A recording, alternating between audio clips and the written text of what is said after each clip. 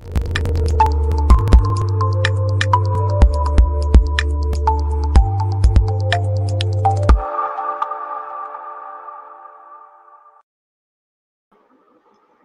वालेकुम। इल्मी सिटी के एक नए लाइव सेशन के साथ मैं हूं आपकी होस्ट मिशाल आरिफ। उम्मीद करती हूं कि आप सब लोग खैरियत से होंगे। आज इल्मी सिटी आप लोगों के लिए लेकर आया है एक नया लाइव सेशन। जैसे कि जो हमारे व्यूवर्स हैं जो रेगुलर बेसिस पे हमारे शोज देखते हैं वो जानते हैं कि हम डेली बेसिस पे सेशंस लेकर आते हैं। हमारे पास डिफरेंट गेस्ट आते हैं जो आप लोगों के लिए टाइम निकालते हैं। हमारा मकसद यही होता है कि ज़्यादा से ज़्यादा इन्फॉर्मेशन दे सकें, नॉलेज दे सकें आप लोगों को। आज भी हम इसी तरह का एक टॉपिक लेके आए हैं आप लोगों के लिए आज लाइव सेशन में। आज का जो हमारा टॉपिक है वो पब्लिक स्पीकिंग के बारे में है कि पब्लिक स्पीकिंग है क्या और किस तरह से आपकी पर्सनल और प्रोफेशनल लाइफ के लिए हेल्पफुल रहती है। तो इस टॉपिक को डिस्कस करने के लिए हमारे साथ जो हमारे ऑनरेबल गेस्ट मौजूद हैं वो वकार मलिक खोखर साहब हैं, जो कि पब्लिक स्पीकर भी हैं, यूथ एक्टिविस्ट भी हैं। तो सबसे पहले उनसे बात कर लेते हैं। सर अस्सलाम वालेकुम, कैसे हैं आप? जी वालेकुम सलाम, अल्हम्दुलिल्लाह I am good, what about you? अल्हम्दुलिल्लाह सर। सबसे पहले तो बहुत शुक्रिया आपने हमें ज्वाइन किया। आपको वेलकम करते हैं हम आज आप अपने शो में। बहुत शुक्रिया। तो सर जिस तरह कि हमारा आज का टॉपिक है पब्लिक स्पीकिंग के बारे में, तो सबसे पहले तो हमारे ऑडियंस को नो हाउ होनी चाहिए कि पब्लिक स्पीकिंग होती क्या है, किस किस्म की ये आर्ट है। तो थोड़ा सा आप हमें इसके बारे में बताएं कि क्या होती है पब्लिक स्पीकिंग। जी, एक्चुअली पब्लिक स्पीकिंग एक बहुत वास्ट फील्ड है और जी। ये एक ऐसी फील्ड है कि इससे ज़िंदगी में हर इंसान जो होता है उसका इसके साथ लिंक होता है। अगर आप इस पब्लिक स्पीकिंग के लिए ये लाज़मी नहीं है कि आपने डिग्री लेनी है या आपने पढ़ना है, या आप अगर नहीं पढ़ रहे तो आप अपनी ज़िंदगी में आपको इसकी ज़रूरत नहीं पड़ेगी। बल्कि पब्लिक स्पीकिंग ज़िंदगी का एक ऐसा इम्पोर्टेंट फैक्ट है जो हर इंसान के साथ होता है और उसके लिए वो लाज़मी होता है। लेट्स से एक कॉमन इंसान है जो कि अपनी ज़िंदगी में कोई प्रोडक्ट अपना सेल कर रहा है, एक शॉपकीपर है। अगर वो एक शॉपकीपर एक अच्छा पब्लिक स्पीकर है, वो अच्छी तरह अपने कस्टमर के साथ कम्युनिकेट कर लेता है, तो वो एक अच्छा शॉपकीपर कहलाएगा।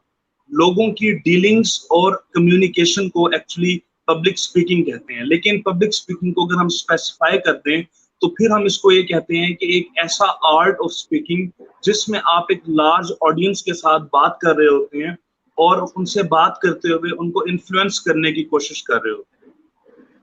ठीक है। तो जिस तरह से आपने बताया अभी ये आर्ट भी है और बहुत इम्पोर्टेंट भी है हमारी लाइफ में, डीलिंग्स में डेली बेसिस की। तो किस तरह से मतलब ये इनबॉर्न होती है कि ये हर इंसान में जो है इनबॉर्न क्वालिटी है ये पब्लिक स्पीकिंग की, या विद पैसेज ऑफ टाइम हम एनवायरनमेंट से और हम सीखते हैं इसको?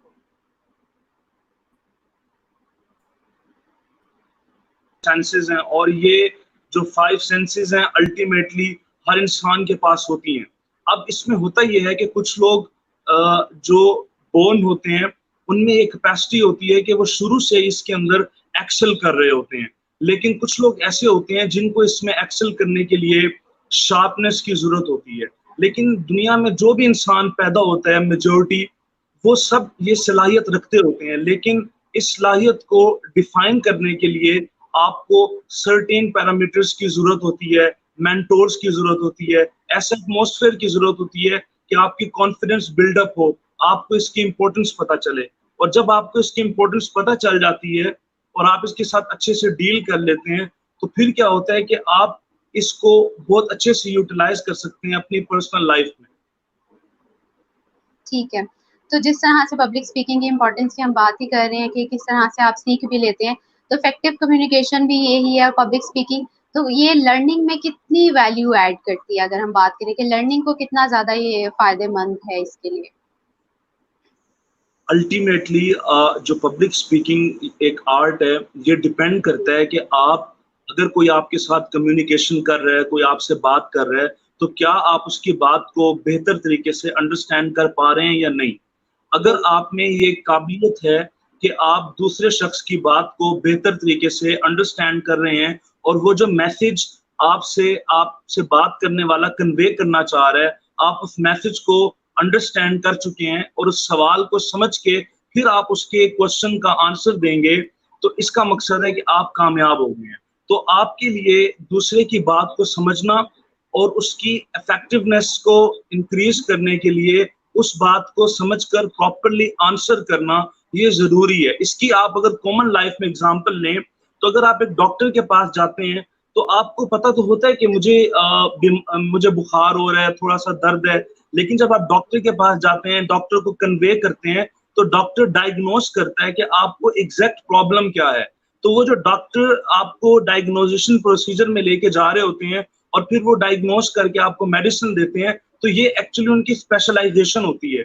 इसी तरह जो पब्लिक स्पीकर होता है उसके लिए लाजमी होता है कि वो अपनी ऑडियंस की जो कैपेसिटी है उसको अंडरस्टैंड करे, उनके क्वेश्चन को और उनकी डिमांड को अंडरस्टैंड करके और फिर इस तरह अपनी बात इफेक्टिव वे में करे कि वो उनको हिट कर सके। जी, बिल्कुल। तो जिस तरह से पब्लिक स्पीकिंग की बात कर रहे हैं, पर्सनल लाइफ की भी हमने ज़िक्र करना है कि किस तरह से पर्सनल लाइफ ग्रोथ और डेवलपमेंट में ये हेल्पफुल रहती है?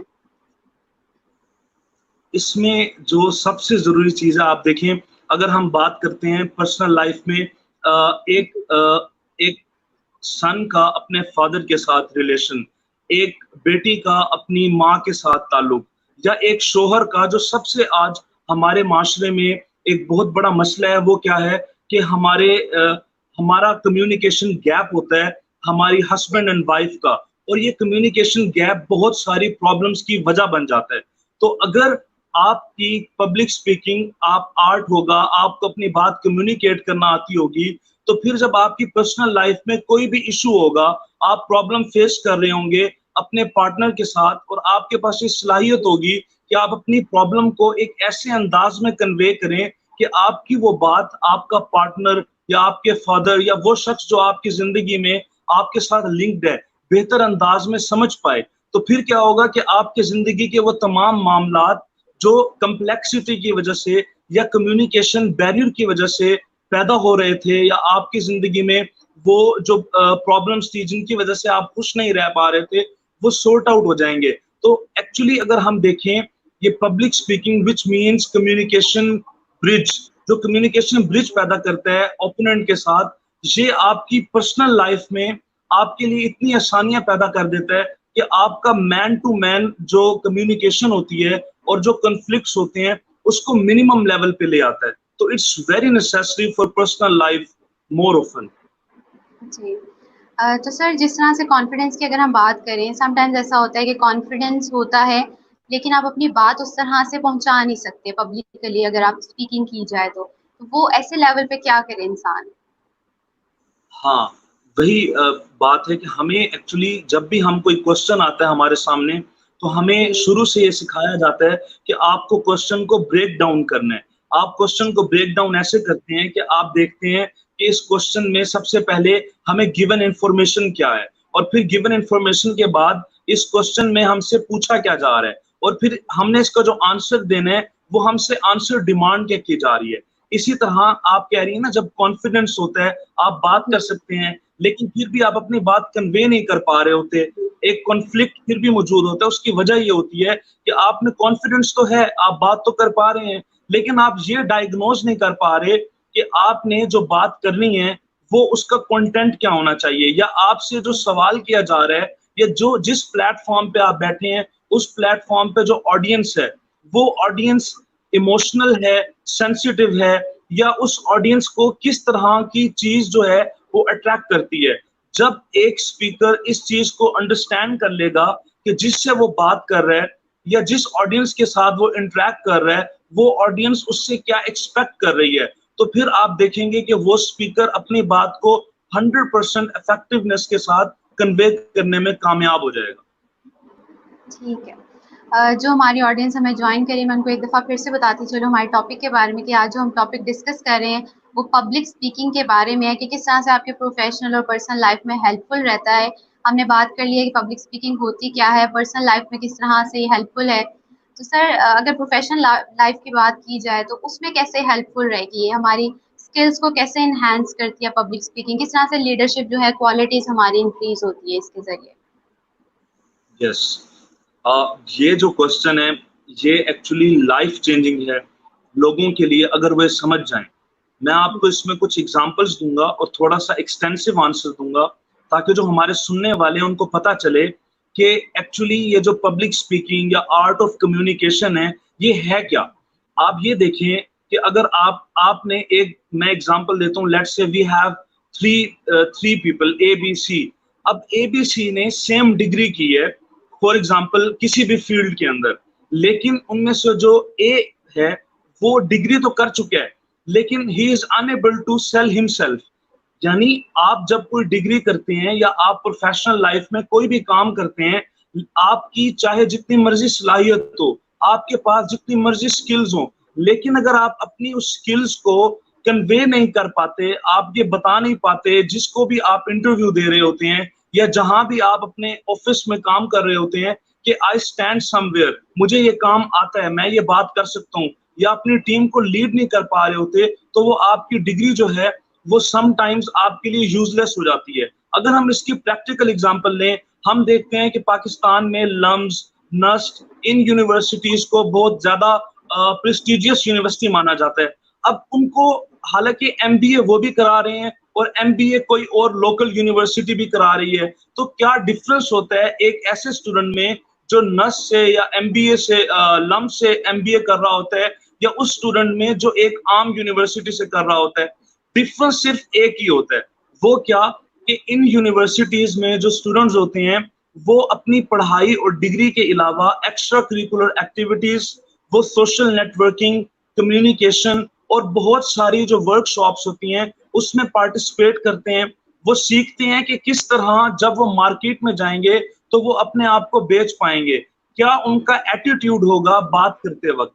जब आपको ये रियलाइज हो जाए आपकी पब्लिक स्पीकिंग से कि आप खुद क्या हैं, कि आप खुद एक ब्रांड हैं, जब आप इसको रियलाइज कर लेंगे तो फिर आप जब मार्केट में जाएंगे अपने आप को सेल कर पाएंगे, अपनी वैल्यू बता पाएंगे, तो फिर आपसे सुनने वाले भी आपको वैल्यू देंगे और वो समझेंगे कि वाकई में ये जो है शख्स जो बात कर रहा है इसकी बात में वजन है। तो हम ये समझते हैं कि अगर आपकी प्रोफेशनल लाइफ है उसमें आप बहुत स्किलफुल हैं लेकिन आप अपनी बात को कम्युनिकेट नहीं कर सकते, आप फ्रंट एंड पे नहीं आ सकते, लीडरशिप नहीं कर सकते, तो आप एक लिमिट तक तो एक्सीड कर सकते हैं। लेकिन एक कंपनी का सीईओ अगर आपने बनना है या आपने मैनेजर बनना है तो उसके लिए आपके लिए लाजमी है कि आप अपनी स्किल में जितना मर्जी माहिर हो, लेकिन पब्लिक स्पीकिंग में, टीम लीडिंग में, कम्युनिकेशन में, प्लानिंग में आप एक्सेल करें। अगर आप इन 4 डिपार्टमेंट्स में कामयाब नहीं है लेकिन अपनी स्पेसिफिक जो फील्ड है, लेट्स से किसी ने इंजीनियरिंग की हुई है, उस इंजीनियरिंग में वो शख्स बहुत एक्सपर्ट है, लेकिन अगर वो कम्युनिकेशन में या लीडरशिप में कामयाब नहीं है तो वो कभी भी उस कंपनी का सीईओ या जनरल मैनेजर या टीम लीडर नहीं बन सकता। तो अगर आप चाहते हैं कि अपनी जिंदगी में 100 पर चले जाएं, यानी टॉप पर आप जाएं, तो आपके लिए मैंडेटरी हो जाता है कि आप अपनी पब्लिक स्पीकिंग स्किल्स, आप अपनी कम्युनिकेशन जो गैप है उसको आप एनहांस करें। जी जी, यहाँ पे सवाल है जो हम पहले डिस्कस कर चुके हैं कि पब्लिक स्पीकिंग जो है इंसान कैसे सीखता है, क्या ये इनर क्वालिटी होती है, एबिलिटी होती है या इसे लर्न करना पड़ता है? इसका बिल्कुल वही बात है कि हर इंसान को, जिसको अल्लाह ताला ने 5 सेंसेस दिए हैं और उसको सोचने की, समझने की, बोलने की सलाहियत दी है, वो शख्स एक बेहतरीन पब्लिक स्पीकर बन सकता है। लेकिन अब प्रॉब्लम ये होती है कि कुछ लोगों को अल्लाह ताला ये सलाहियत देते हैं कि वो लोग एक्स्ट्रा आउटस्पोकन होते हैं, तो वो लोग बात ज्यादा अच्छे से कर रहे होते हैं। लेकिन कुछ लोग ऐसे होते हैं जो इंट्रोवर्ट होते हैं, जो लोगों के साथ बात करने में थोड़ा सा हेजिटेट करते हैं। लेकिन क्वेश्चन ये है कि क्या वो लोग एक अच्छे पब्लिक स्पीकर हो सकते हैं? तो जवाब है बिल्कुल। आप अगर अपने आप को, आप ये अपना मोटिवेशन बना लें, गोल बना लें कि you have to be a good speaker, you have to be a good influencer, और उसके लिए फिर आप प्रैक्टिस करें, आप ट्रेनिंग्स लें, आप अपनी पब्लिक स्पीकिंग को विद टाइम कंटिन्यूटी के साथ करते रहें, तो एक ऐसा वक्त आएगा कि अगर आप इंट्रोवर्ट भी हैं पर्सनल लाइफ में, लेकिन जब आप प्रोफेशनल लाइफ में जाएंगे तो आप एक बेहतरीन पब्लिक स्पीकर बन सकते हैं। हाँ, अब सवाल ये है कि इसको ग्रूम करने के लिए वो कौन से फैक्टर्स हैं जो बहुत ज्यादा मैटर करते हैं। तो अगर आपने एज अ पब्लिक स्पीकर अपने आप को ग्रूम करना है, उसके लिए 3 चीजें लाजमी हैं। नंबर 1, आप में डिटर्मिनेशन होनी चाहिए, यानी आप इतने डिटर्मिनेंट हो कि आप अपनी जिंदगी का ये मकसद बना लें कि मैंने 100 लोगों में खड़े होकर बात करनी है और मेरी बात में वजन होना चाहिए।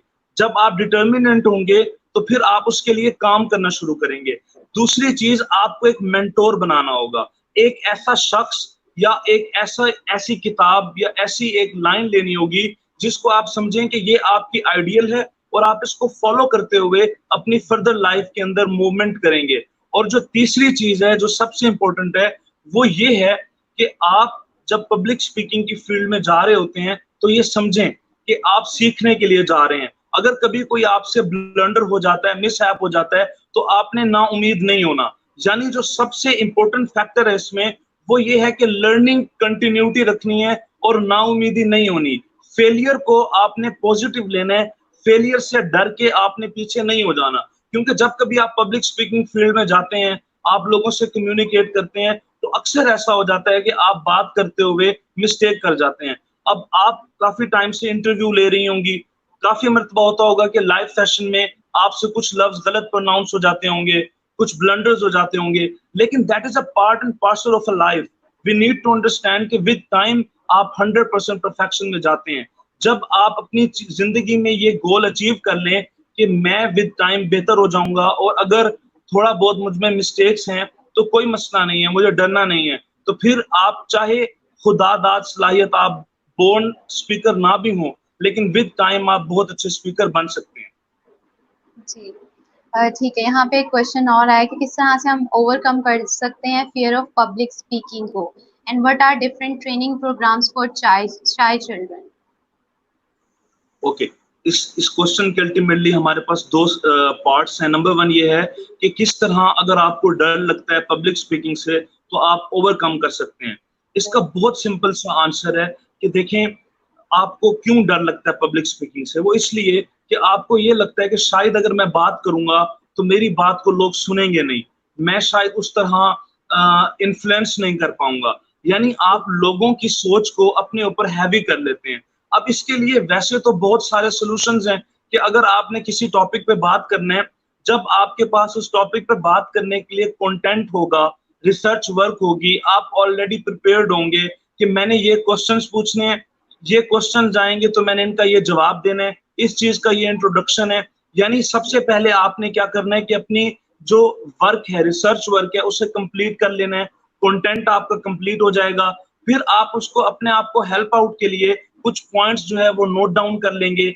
और अभी भी अगर आप महसूस करते हैं कि आपके लिए थोड़ा मुश्किल है कि आप इसमें किस तरह लोगों के साथ कम्युनिकेट करें, तो आप फिर मिरर के सामने, जिस तरह मैंने ये स्टार्ट किया, तो मैं मिरर के सामने खड़े होके अपने एक्सप्रेशंस देखा करता था कि अगर मैं बात कर रहा हूं तो मेरा कैसा एक्सप्रेशन है, क्या मेरा एक्सप्रेशन इफेक्टिव है या मेरा एक्सप्रेशन अनॉय कर सकता है, क्या मैं जो बात कर रहा हूँ उस बात को करते हुए मैं खुद किस तरह बिहेव कर रहा हूँ। तो यानी अगर आपने अपना ये फेयर खत्म करना है तो तीन चीजें आपने कर लेनी है। सबसे पहले आपने अपना रिसर्च वर्क कंप्लीट करना है, ताकि जब आप किसी से बात कर रहे हो तो आपको ये टेंशन ना हो कि यार मुझे इस चीज के बारे में पता नहीं है। नंबर टू, आपने क्या करना है कि आपने ये जहन में रखना है कि जो लोग सामने बैठे हैं उन लोगों में ये हमें एक्चुअली अपनी सोसाइटी में डेवलप करना है। यानी जब मैं अपने बच्चों से बात कर रहा होता हूँ, स्टूडेंट से, तो मैं उनको बताता हूँ कि आप लोग जो मेरे से क्लास लेने आए हैं या आप पब्लिक स्पीकिंग कर रहे हैं, डिबेट्स कर रहे हैं, आप लोग बहुत सिलेक्टिव हैं। क्योंकि दुनिया में जो सबसे बड़ा फोबिया है, according to the research of university of ओरिगेंडा, वो ये है कि सबसे बड़ा पब्लिक स्पीकिंग फोबिया है। यानी आप लोगों को फेस करने से डरते हैं। जैसे लोगों को हाइट फोबिया होता है, किसी को कॉकरोच फोबिया होता है या डार्क फोबिया होता है, लेकिन दुनिया में जो सबसे बड़ा फोबिया है वो ये है कि आप पब्लिक स्पीकिंग यानी अवाम को फेस करने से डरते हैं। अगर कोई शख्स ये सोचता है कि मैं पब्लिक फेस करना चाहता हूँ, मैं बात करना चाहता हूँ, और वो फिर 5, 7, 8, 10 लोगों से शुरू करता है, तो वो ये समझे कि वो उन चंद लोगों में से है जिसमें एटलीस्ट इतनी करेज है कि वो लोगों के सामने जाकर बात करना चाहता है, और वो उन सिलेक्टिव लोगों में से है। जब आप में सेल्फ कॉन्फिडेंस आ जाएगा और आप ये समझेंगे कि आप उन चंद लोगों में से हैं, तो फिर आपके लिए पब्लिक स्पीकिंग का वो जो डर है वो आपसे बहुत दूर भाग जाएगा।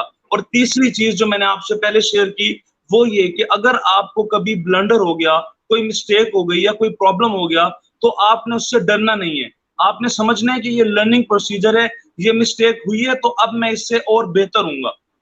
ठीक है जी। तो जिंदगी में अगर कोई भी मिस्टेक होती है वो हमारे लिए एक मोटिवेशन होती है कि हमने किस तरह आगे ग्रो करना है। ठीक है, और सेकंड पार्ट था उनके क्वेश्चन का कि किस तरह से शाय चिल्ड्रन के लिए किस तरह के प्रोग्राम्स होने चाहिए, ट्रेनिंग।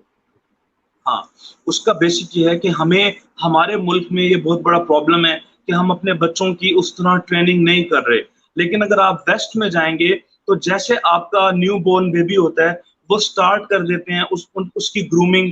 पेरेंट्स जो हैं उस तरह बात करते हैं, उनके लिए बच्चों के लिए छोटी-सी सेरेमनीज़ अरेंज कराते हैं, जिधर वो बच्चे आपस में एक-दूसरे के साथ अपने आइडियाज़ शेयर करते हैं। तो अगर आप समझते हैं कि आपका बच्चा जो है वो शाय है और आप ये चाहते हैं कि उसमें कॉन्फिडेंस बिल्डअप हो, तो उसके लिए लाज़मी है कि सबसे पहले उस बच्चे को आप छोटा-सा कोई होमवर्क दें और उसको कहें कि आप वो होमवर्क करके आपके सामने यानी अपने पेरेंट्स के सामने उसको नरेट करें। उस बच्चे को आप को-करिकुलर एक्टिविटीज़ जैसे ड्रामा, जैसे पब्लिक स्पीकिंग, जैसे स्पीचेज़ इसके लिए मोटिवेट करें और फिर उसके बच्चे के साथ खुद भी ये करें। जब आप बच्चे के साथ खुद पार्टिसिपेट कर रहे होंगे, खुद आप डिबेट्स, स्पीच, ड्रामा या किसी भी चीज़ की एनएक्टमेंट कर रहे होंगे, तो वो बच्चा खुद ब खुद कॉन्फिडेंस गेन करेगा। जब एक बच्चा अपने पेरेंट्स के सामने पब्लिकली बोलने के काबिल हो जाएगा, अपनी फैमिली के सामने हो जाएगा, फिर उसके सामने ऑडियंस मैटर नहीं करेगी।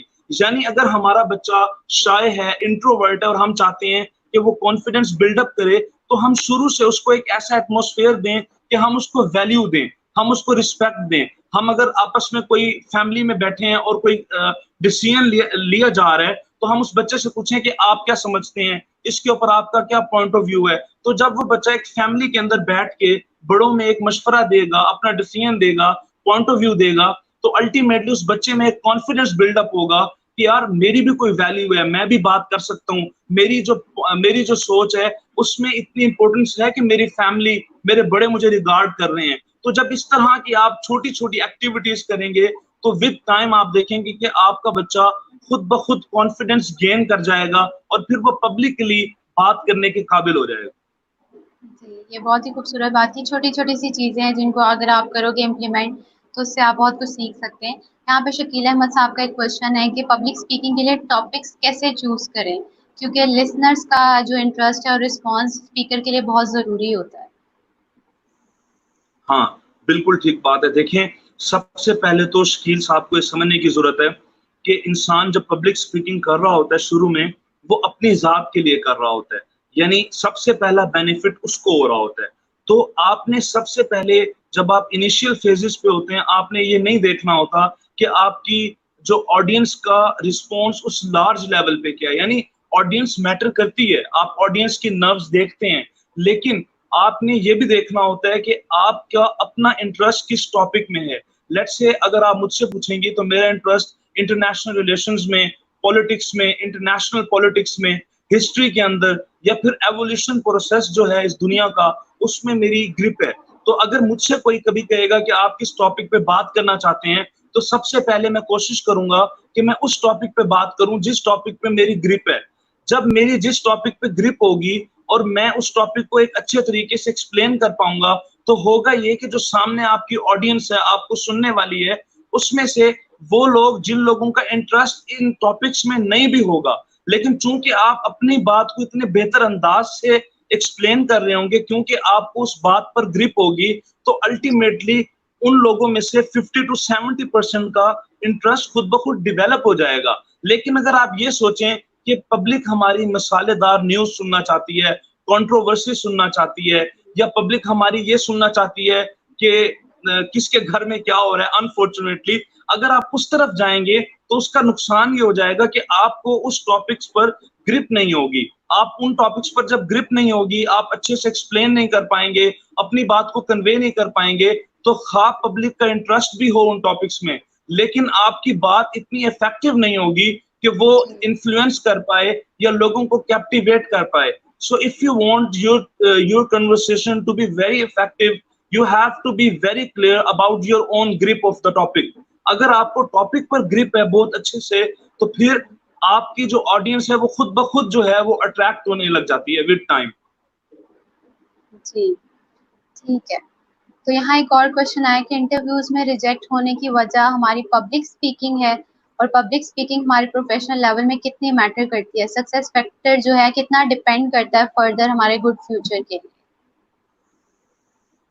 अब देखें, इसको मैं बिल्कुल, ये सक्सेस फैक्टर जो है या इंटरव्यू क्लियर करना जो है या किसी जॉब को सिक्योर करने के लिए public speaking is the most important thing. अब वो कैसे है, आप देखें कि फॉर एग्जांपल कहीं पे वैकेंसी आई है और उन्होंने कहा है कि अपनी आप सीवी ड्रॉप कर दें। एक बच्चा लेट्स से अपनी सीवी ड्रॉप करता है, उसका 3.8 जीपीए है, और एक और बच्चा है जो अपनी सीवी ड्रॉप करता है, उसका 3.5 है। लेकिन जब वो इंटरव्यू में इन दो लोगों को बुलाएंगे तो वो ये देखेंगे कि कौन सा बच्चा ज्यादा बेहतर तरीके से अपने आप को एक्सप्लेन कर सकता है और ये बता सकता है कि जो नॉलेज उसके पास है वो वाकई में वो बता भी सकता है या नहीं। यानी फॉर एग्जांपल मैं कंप्यूटर साइंस का स्टूडेंट हूँ, मुझे सब कोड्स पता है, मैं HTML का अच्छा काम जानता हूँ। अब मैं इंटरव्यू देने के लिए जाता हूँ, लेकिन जब मैं इंटरव्यू देने जाता हूँ तो मैं इस काबिल नहीं हूँ कि मैं अपनी बात कन्वे कर पाऊँ, मैं ये बता पाऊँ कि मुझे कोड्स आते हैं, मुझे front end and back and का पता है, मुझे अपनी डिग्री पर ग्रिप है। लेकिन वहीं पे एक ऐसा स्टूडेंट आता है जिसकी स्किल्स मुझसे कम है, वो मुझसे कम डिग्री के रिलेटेड जानता है, लेकिन वो एक अच्छा स्पीकर है। वो जब इंटरव्यू देता है तो वो बता सकता है कि मैं जितना जानता हूँ, मैं उसमें क्या क्या चीजें जानता हूँ, किस तरह जानता हूँ, मैं क्या करता हूँ। तो जब इंटरव्यूअर उसको सुनेगा तो अल्टीमेटली उस शख्स से वो ज्यादा अट्रैक्ट हो जाएगा जो बेहतर अंदाज में अपनी डिग्री को और अपनी स्किल्स को एक्सप्लेन कर पाएगा और कन्वे कर पाएगा मैसेज। तो अगर आपने जिंदगी की प्रोफेशनल लाइफ में कहीं पे भी अपनी आपने सक्सेस लेनी होती है, उसके लिए लाजमी है कि आप अपनी काबिलियत का इजहार भी करना जानते हो, अपनी स्किल्स को बताना भी जानते हो। यानी आप एग्जांपल ले लें कि CSS का एग्जाम होता है, उस एग्जाम में 500 to 600 स्टूडेंट्स जो हैं वो क्लियर कर लेते हैं एग्जाम। यानी कई हजार, अराउंड 20,000 स्टूडेंट्स एग्जाम देते हैं, उनमें से 500 बच्चे पास कर लेते हैं। लेकिन जब इंटरव्यू होता है तो काफी मर्तबा ऐसा भी हुआ है कि जब इंटरव्यू और रिटन एग्जाम का रिजल्ट बना है और जब सीट एलोकेशन की बारी आई है तो वो लोग जिनके रिटन के अंदर बहुत अच्छे मार्क्स हैं, लेकिन इंटरव्यू में उनके इतने कम मार्क्स हो जाते हैं कि वो उनको एलोकेशन नहीं होती और वो जॉब सिक्योर नहीं कर पाते। लेकिन दूसरी तरफ हम देखते हैं कि वो लोग जो रिटर्न के अंदर तो लास्ट 400 में या 200 में 300 में आते हैं, लेकिन जब इंटरव्यू देते हैं तो वो टॉप 1 2 3 पे आ जाते हैं।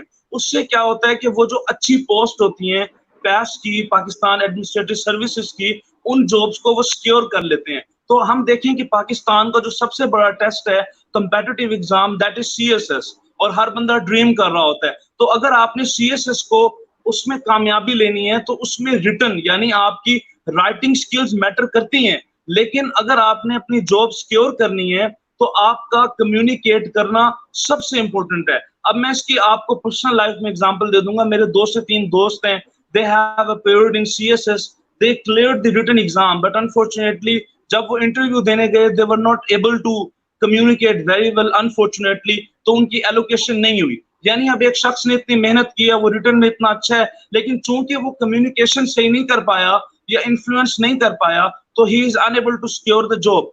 तो आपकी प्रोफेशनल लाइफ में public speaking is the most important thing.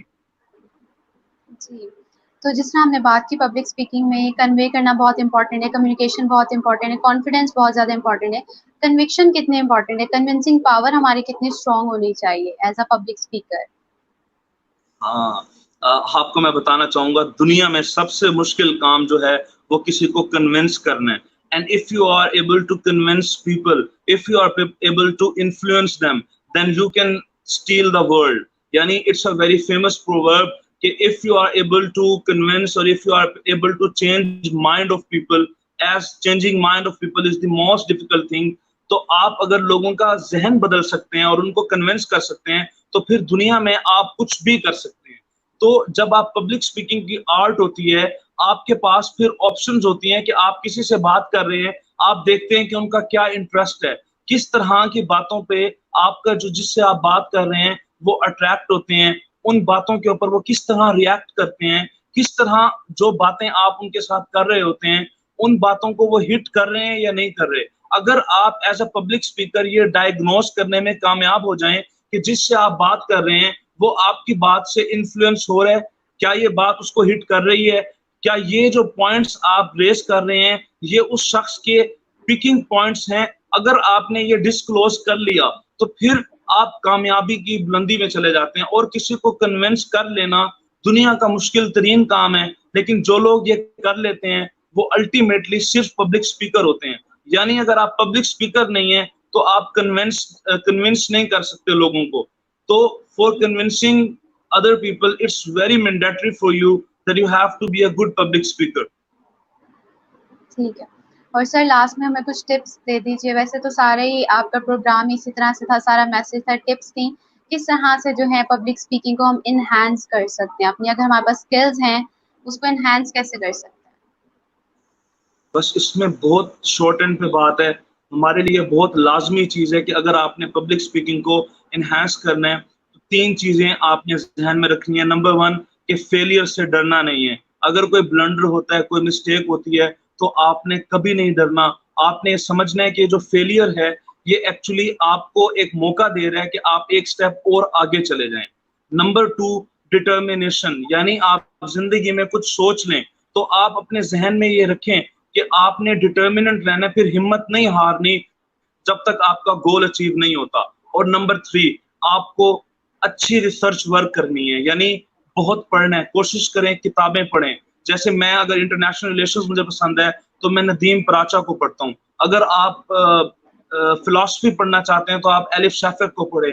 यानी आप किताबें पढ़ें, ज्यादा से ज्यादा रिसर्च वर्क अपना अच्छा करें ताकि जब आप किसी के साथ बात करें तो आपके पास बात करने के लिए कंटेंट इतना हो कि आपको कभी कमी महसूस ना हो। क्योंकि जब कंटेंट आपके पास खत्म हो जाता है तो फिर आप यूजलेस बातें करते हैं और फिर आपके लिए वो बातें बाद में शर्मिंदगी का बायस बन जाती हैं। तो जब इंसान ये 3 चीजों पे काम कर लेगा तो इंशाल्लाह this public speaking art would be very beneficial for them. Thank you so much sir, बहुत ही ज़्यादा इंटरेक्टिव सेशन था आपके साथ। पर्सनली मैंने बहुत कुछ सीखा है और ऑडियंस के भी सारे क्वेश्चंस के आंसर्स क्लियर हो गए हैं। थैंक यू सो मच, आपने हमें ज्वाइन किया। अगले प्रोग्राम तक के लिए इजाज़त दीजिए, अपना बहुत ज़्यादा ख्याल रखिएगा। अल्लाह हाफ़िज़।